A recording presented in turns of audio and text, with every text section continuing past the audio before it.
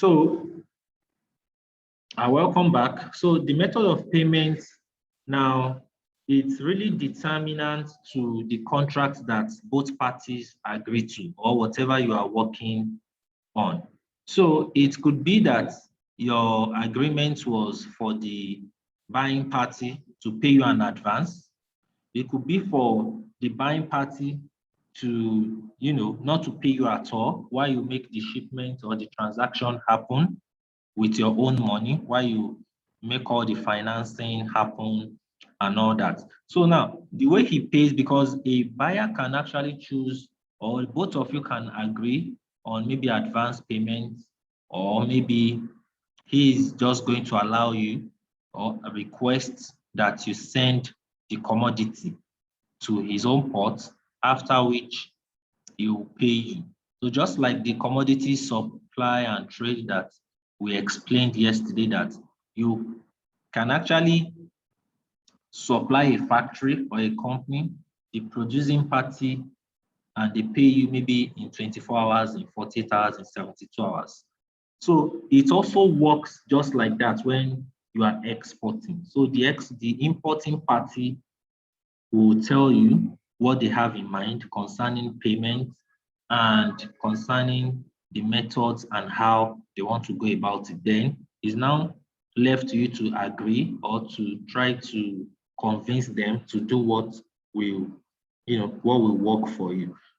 So if you are using your own money to finance the whole deal, you might look at it that, okay, since I'm using my own money, then why don't I increase the price? Why don't I increase the price more? So you might have to tell maybe the buying party that if you want me to give you a lesser price, maybe you have to pay an advance, maybe you have to pay something. So all this will help you in your negotiating strategy for your price, in the price. So it will help you, it will guide you to push for a better pricing for whatever you are doing. So like I said on this slide, the prevalent market price, the current state of the traffic or the gridlock, the volume of commodities that the buying party is requesting for, the destination, that is the port of delivery, and the method of payment that you have settled for will really determine what to tell or what to talk about concerning your export pricing. So now, export pricing for bulletproof contract. Now, what is very important, or how will your pricing help you with your export contract? The profit is what matters. So on this slide, you see that I said profit, profit, profit. Yes, the reason is that currently, someone was, an exporter was recently recommended by an organization to us. The person chatted me up from the north, I think maybe around Kaduna or Kano. Yes, the person lives around Kaduna and Kano, and they want to export soybeans. They want to buy and export to other countries. So I was asked to consult for them. Now, one of the things I had to explain to the man or to this person is that the soybean he wants to export, that he wants to buy to send to other country, that soybean in other parts of the world, it is very cheap, very, very cheap. You get soybeans for as low as $400 per ton, $350 per ton, $500 per ton. Meanwhile, in Nigeria, if you are buying soybean per ton, a tonnage costs around 350, 360, 370,000 naira per ton. That's even more than the dollar that these buyers or these importers are buying from other parts of the world, from other countries like Brazil, for instance. So it will be making a good loss, a very good one, if is to invest into that right now, because currently the international trade market is not so palatable for exporting soybeans, except now in your pricing or in your transaction, in communicating about your export contract and all with the buyer, except you now get a buyer who knows what's happening or who agrees to your price, to your condition. Because if you look at it, if you are buying soybean from Kaduna and you have to move it down to Lagos, you have to move it down to the port. Let's say you are moving 30 tons at a time in a 30-ton and a 40-feet container.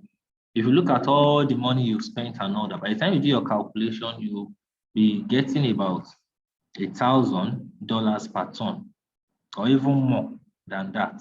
And someone is proposing $400 per ton to you. So the person might want 1 million tons, might want 1 million tons, that at the end of the day, you are looking at your contract that, 1 million tons as $400 per ton, that's like 400 million, that's a lot of money and all that. But you have cut out the profit from it. You have cut out the profit from it in a way that if you take up the contract, then you start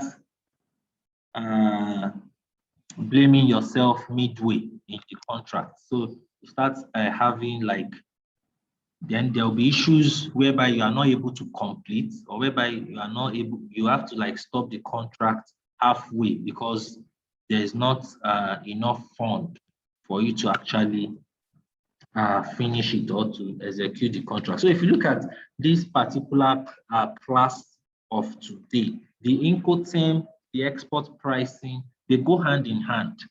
And what it's teaching you, what it's teaching you how to do is how to plan your profit, how to plan your pricing so that you don't fall short of what you are selling. Just like yesterday when we explained the part of the commodities supply and trade, how to use your local logistics, your local market price to make up your pricing for the company or factories that you are supplying. So also it works for this. So at the end of the day, you have to make sure that there's a markup that you have, and that markup, you can't go below it, that you can't go below that markup.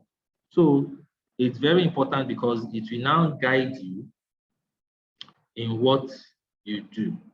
It will now guide you in the pricing that you are sending out. Okay, so so what I mean by bulletproof contract is simple.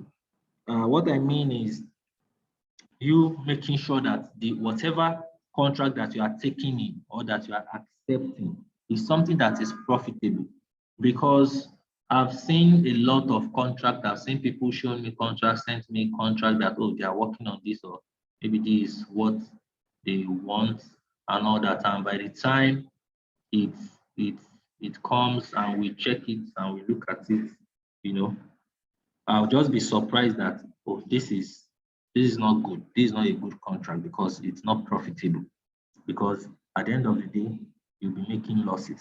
And so, just like you have people that will sell the same commodity at a losing end, at a price that they'll be making losses, you must not stay on that side. You must just try to make sure that you are making profit from whatever quotation that you are giving out, Okay, so I think this should be the last slide. Yes, so that's it for our Incoterm that will guide you in whatever export quotation that you are making, in your pricing, in your negotiation. The Incoterm will help you to know, what originating port you guys agree on, the destination, where it's going to, and if the way your payment is going to be like. So maybe if the buyer or the importer is buying at X works or X warehouse price, it means that if I am selling from my warehouse, the buyer has to pay me, because that's a see and buy. He comes to the warehouse, he pays me, he loads the commodity and leaves with it. If it's FOB, which we said is free on board, it means when I get the commodity to the port, I get paid. And if it is cost and freight, that means I have to get it to the port of delivery. If it's cost, insurance, and freight, I have to get to the port of delivery. It's when I get it there, that's when I get paid. So, and today is very important because it will really help you, especially when you are in communication with Chinese buyers. So a Chinese will send you contracts and it will be half English, half Chinese. So if you can't read Chinese, at least you know the little English you're able to read in that contract with the Incoterm and all that will help you and will guide you in the kind of quote that you are going to give out. So I'm going to open the floor for questions. So I'm going to take about 2 or 3 questions and I'll send in all the group. So if you have a question, just... Yeah, good afternoon. Yes, good afternoon. Hello, good afternoon. Yeah, my name is Daniel H. Sorry, I missed yesterday class because the network was very bad. Even today, I almost missed it. So, like the way I started with, I understand everything you are saying. Price, yeah. So my question is, let's say when you can, and while you started doing the contract, 1 or 2 things now happen that will short off of your price gain. What do you do as at that time? Okay. So let's say that it happened that after the contract, you've drawn up the contract, then you are working on the contract, then you now find out that something happened in the market, the price has increased, and you can't even meet up with what's happening. So the best thing to do at that particular time is to open up to the importer, is to open up to the buying party, let them know what's happening. So you can even be at the market and do a video call with them or send them details of what's happening, that the price has increased, and they can also try to do their finding so that they can help you to mitigate the contract so that you don't run at a loss. You know, you let them know that already you've stocked up maybe 50 tons of this commodity. For you to finish that contract now, you've discovered that the price has increased and you have to review the contract. So for every contract, it has to be subject to review. It has to be subjected to review, whereby there'll be like a time in which you can review, either increase the price or decrease the price. So for the buyers also, it will be that, okay, should in case maybe the commodity that you are supplying them, the price fell, they can ask you to also review the price for them to reduce the price on the contract. But this is usually very good for a long-term contract. Like if you have long-term contract that is like, let's say 1 year, 2 years, 6 months, 3 years. So it's always susceptible to review. You can review it, the prices at any time. I hope that answers your question.